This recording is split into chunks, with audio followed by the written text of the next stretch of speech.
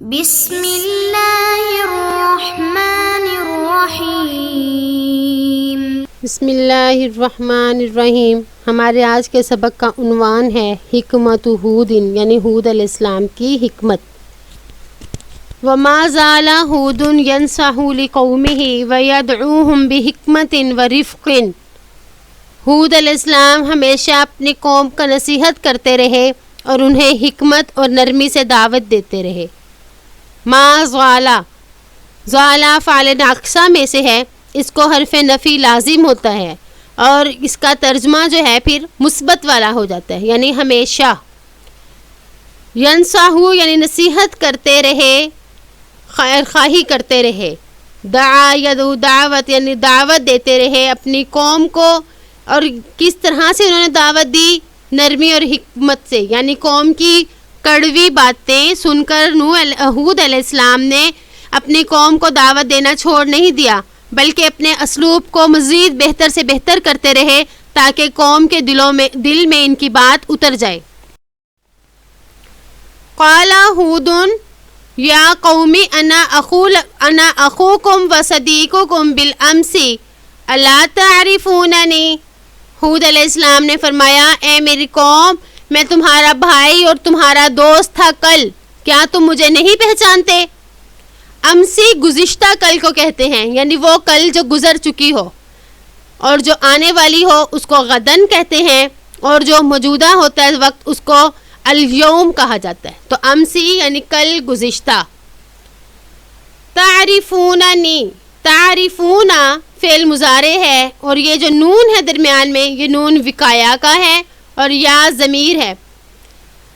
یہ نون وقایا کا اس لیے آتا ہے کہ یا چاہتی ہے میرے سے پہلے کسرہ ہو، اور فعل جو ہوتا ہے اس پر کسرہ آنا حرام ہے، تو درمیان میں نون آ گیا، اس نے ان دونوں کو بچا لیا۔ اس نون نے اس فعل کو کسرہ سے یعنی حرام چیز سے بچا دیا، تو یہ جو کسرہ ہے یہ نون پر آ جاتا ہے، تعرفوننی، تو اس نون کا نام ہے نون وقایا کا۔ یا اخوانی لماذا تخافوننی وتفرون منی انی لا انقص من مالکم شیئا۔ اے میرے بھائیو، کیوں تم مجھ سے ڈرتے ہو اور مجھ سے بھاگتے ہو؟ بے شک میں تمہارے مال میں کچھ کمی نہیں کروں گا۔ یعنی اگر تمہیں اس چیز کا ڈر ہو کہ شاید میں دولت شہرت کے لیے اس طرح کر رہا ہوں کہ تمہارا سردار بن جاؤں، تو ایسا نہیں ہے۔ یا قومی لا اسألکم علیہ مالا ان اجری الا علی اللہ۔ اے میری قوم، میں تم سے نہیں سوال کرتا مال کا، نہیں ہے میرا اجر مگر اللہ پر۔ یعنی میں تو تمہاری خیر خواہی کر رہا ہوں اور تمہیں نصیحتیں کر رہا ہوں، اس کا اجر صرف اللہ سے پاؤں گا، میرا مقصد تم سے کچھ لینا نہیں ہے۔ یا قومی ماذا تخافون ان آمنتم باللہ۔ اے میری قوم، تمہیں کس چیز کا ڈر ہے اگر تم اللہ پر ایمان لے آؤ؟ واللہ لا تفقدون من اموالکم شیئا اذا آمنتم باللہ۔ اور اللہ تعالیٰ نہیں کم کرے گا تمہارے مالوں میں سے کچھ بھی اگر تم اللہ پر ایمان لے آؤ۔ بل یبارک اللہ لکم فی الرزق ویزید فی قوتکم۔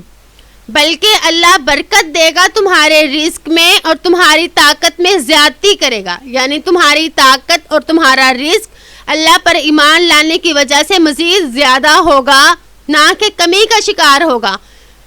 قوم جو تھی وہ دنیا کی طرف بہت زیادہ دنیا میں کھبی ہوئی تھی، دنیا کی طرف اس کی بہت رغبت تھی، تو نوح علیہ السلام نے بتایا کہ اگر تم اللہ پر ایمان لاؤ تو تمہارے دنیاوی نقصان بھی نہیں ہوگا، بلکہ تمہاری دنیا میں بھی ترقی ہی ترقی ہوگی۔ وَيَا قَوْمِ لِمَاذَا تَتَعَجَّبُونَ مِنْ رِسَالَتِي إِنَّ اللَّهَ لَا يُكَلِّمُ وَاحِدًا وَاحِدًا۔ اے میری قوم، تمہیں کیوں تعجب ہو رہا ہے میری رسالت سے؟ بے شک اللہ تعالیٰ ایک ایک سے کلام نہیں کرتا۔ یعنی یہ بتایا جا رہا ہے کہ میں اللہ تعالیٰ کے پیغامات تم تک لے کر آیا ہوں، اللہ تعالیٰ کے پیغامات تم تک پہنچاتا ہوں، تمہیں اس بات میں تعجب کیوں ہے؟ کہ اس بات پہ تعجب کر رہے ہو کہ ایک انسان جو ہے وہ اللہ نے نبی بنا دیا۔ اللہ تعالیٰ نے کوئی پیغامبر ایسا ہی بنانا تھا جو لوگوں سے جا کر بات کر سکے، اللہ کی یہ شان نہیں ہے کہ اللہ ایک ایک سے بات کر سکے، اور نہ لوگوں میں یہ صلاحیت ہے کہ وہ اللہ کے کلام کو سن اور سمجھ سکیں۔ ان اللہ لا یخاطب کل احد یقول له افعل کذا افعل کذا، بے شک اللہ تعالیٰ نہیں مخاطب ہوتا ہر ایک سے کہ اس سے کہے تو ایسا کر تو ایسا کر۔ تو اللہ تعالیٰ کے پیغامات، اللہ تعالیٰ کی باتیں پہنچانے کے لیے ایک وسیلہ اللہ تعالیٰ نے بنایا، اور وہ وسیلہ رسالت کا تھا، یعنی اللہ تعالیٰ نے ایک رسول کو منتخب کیا۔ ان اللہ یرسل الی کل قوم رجلا منہم یکلمہم، بے شک اللہ تعالیٰ انہی میں بھیجتا ہے ہر قوم کی طرف ایک مرد انہی میں سے جو ان سے کلام کرتا ہے۔ تو یہ اللہ تعالیٰ کا اصول ہے، طریقہ ہے کہ کلام کرنے کے لیے اسی قوم میں سے کسی ایک فرد کو اللہ تعالیٰ نبی بنا دیتا ہے، پھر وہ نبی جو ہے ان لوگوں کو اللہ تعالیٰ کے پیغامات پڑھ پڑھ کر سناتے ہیں۔ تو اللہ کا یہ اصول ہے، تو پھر تم کیوں مجھے نبی نہیں مانتے اور میری نبوت میں کیوں شک کرتے ہو، میری رسالت کو کیوں تعجب سے دیکھتے ہو؟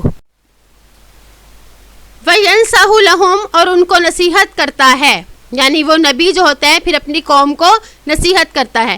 وَقَدْ أَرْسَلَنِي إِلَيْكُمْ أُكَلِّمُكُمْ وَأَنْصَحُ لَكُمْ، اور بے شک مجھے بھیجا تمہاری طرف کہ میں تم سے کلام کروں اور میں تمہیں نصیحت کروں۔